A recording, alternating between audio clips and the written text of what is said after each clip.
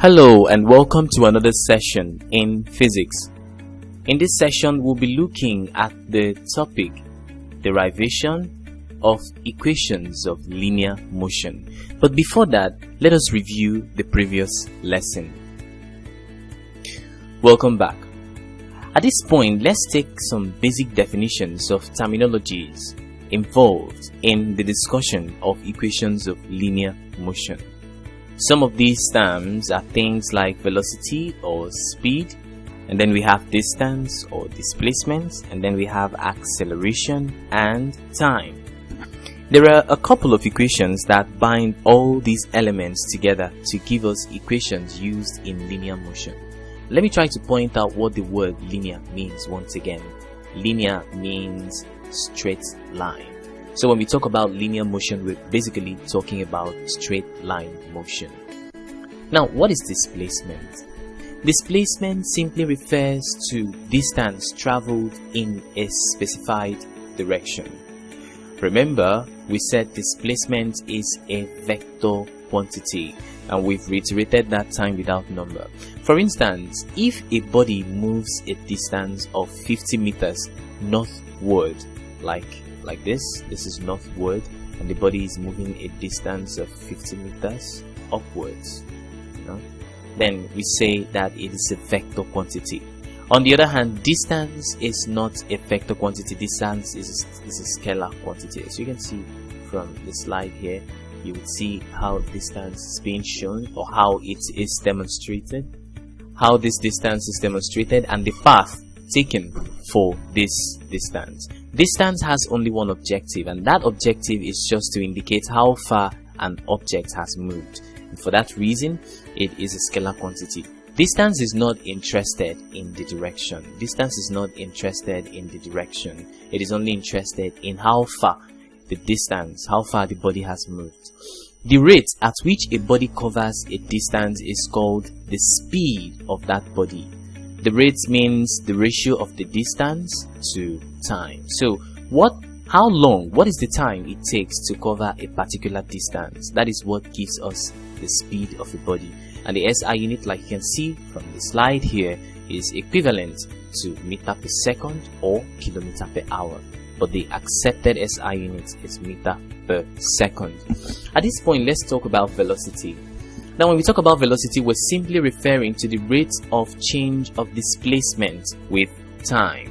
The rate of change of displacement with time. That's what we mean when we talk about velocity. So when a body moves with equal displacement in equal intervals of time, no matter how small that time interval may be, the velocity is said to be uniform or constant. So basically, we say that velocity is given as displacement over time taken for that displacement. That is what we mean by velocity.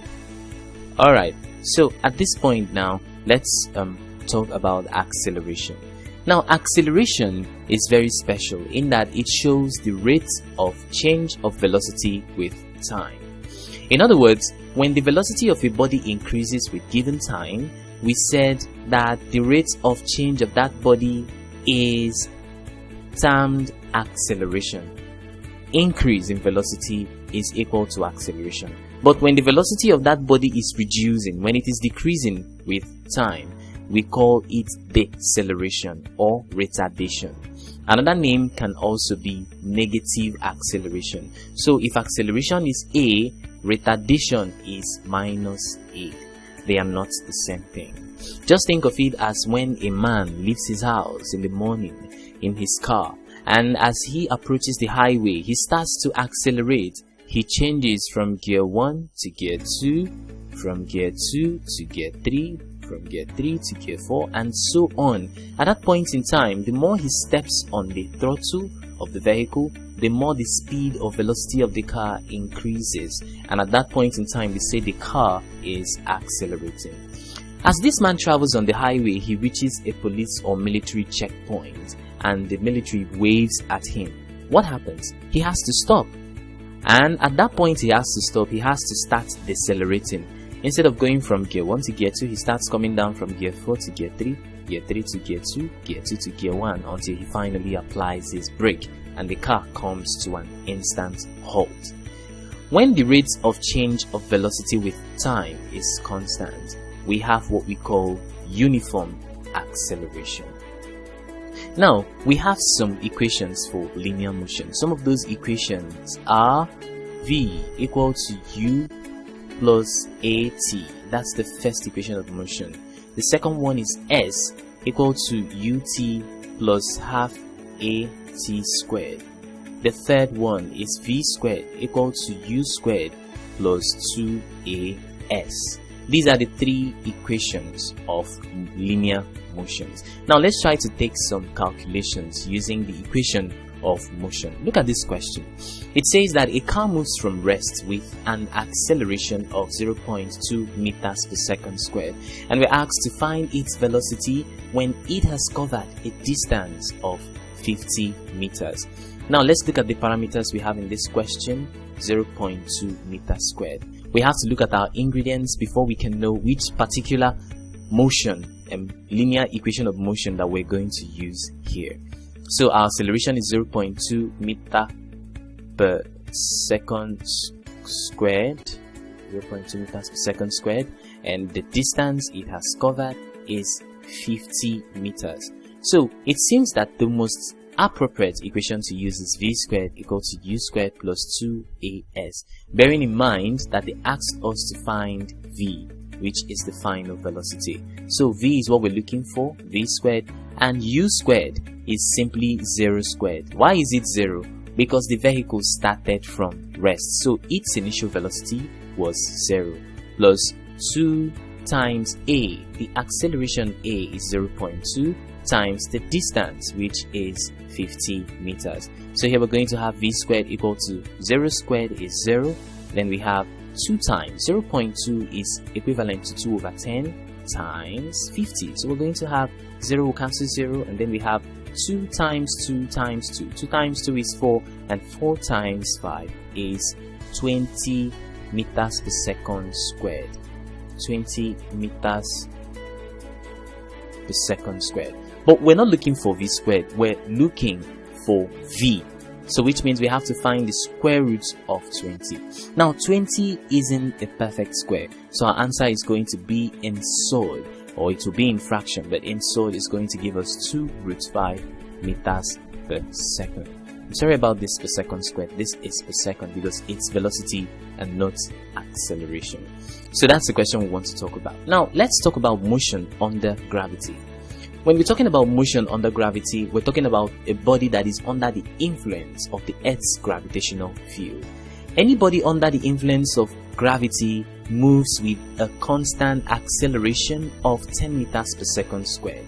Already in SS1 we've talked about why that was so you can revisit that video for a clearer explanation. So in dealing with vertical motion under gravity, there are some points we need to note. First of all, get it into your head that motion under gravity has to do with vertical, whereas linear motion has to do with horizontal. This is vertical gravity, this one is horizontal, which is for linear. Alright, so the following points we need to note are that magnitude of acceleration due to gravity is also known as free fall acceleration, and that all objects that are dropped near the surface of the Earth, in the absence of air resistance, all of them will fall towards the center of the Earth with the same nearly constant acceleration. It's also important for us to know that there are slight variations with this figure. This figure is 9.8 meters per second squared, but there are slight variations. The reason for that is because the surface of the Earth is not entirely flat. In fact, there are slight variations with latitude, and because of that, it varies at the poles, and at the equator it's not the same. That is the second point. The third point is that free fall acceleration is an important of straight line motion with constant acceleration. And the last point is that when air resistance is negligible, even a feather and an apple will fall with the same acceleration, irrespective of their masses. So when a body is coming downwards, we say it is possessing positive acceleration due to gravity because gravity acts downwards. But when that body is moving upwards, we say it is possessing negative acceleration because it is doing work against gravity. Gravity acts downwards and the body is moving upwards. Now, when a body is also projected vertically from a height, we say that the final velocity is 0. And when a body is dropped from rest above the ground, we say the initial velocity is 0. And for a body that is rebounding at a height above the ground, we say it is also 0, the initial velocity. Motions for equations under gravity are given as, instead of v equal to u plus 80, we'll have v equal to u plus gt. G is acceleration due to gravity, no longer acceleration for linear motion. And then instead of s equal to ut plus half 80 squared, we now have h, which is the height, the vertical distance covered. H equal to ut plus half gt squared. And then we have the final one, v squared equal to u squared plus 2gh. These are the three equations for motion under gravity. And let's quickly take a look at this question. A ball that has been released from a height of 20 meters, and we're asked to calculate the time it takes to fall and the velocity with which it hits the ground. So let's try to find the answer to this question. First of all, let's try to look at the time it takes for this ball to hit the ground. The answer to that question is going to be found using this formula. This formula, t equal to root 2s over g. Meanwhile, let's remember that the acceleration is a positive g. Why? Because it was released from a height, so basically it was traveling in the downward direction. Also remember that because it was released from rest, its initial velocity is 0 and the distance or the height is equal to 20 meters. So using that now, our t is going to become square root of 2 times 20 over 10, which is acceleration due to gravity. 0 will cancel 0, so t is equal to square root of 4 and t is equal to 2. That is the answer to the first part of the question. The second part of the question, we're asked to calculate the velocity with which it hits the ground. So we're going to use v equal to u plus gt. V equal to u plus gt. So we're going to have, since the initial velocity is 0, we're going to have gt, since u means nothing. So v equal to, it's going to become 10 times, this is 2 seconds, the time we found earlier. It's going to give us 20 meters per second. So this 2 was gotten from here, in case you're confused about how we got the 2. Thank you so much for joining us in this lesson, and to refresh your memory on what we've just discussed, please take the test that will soon appear on your screen.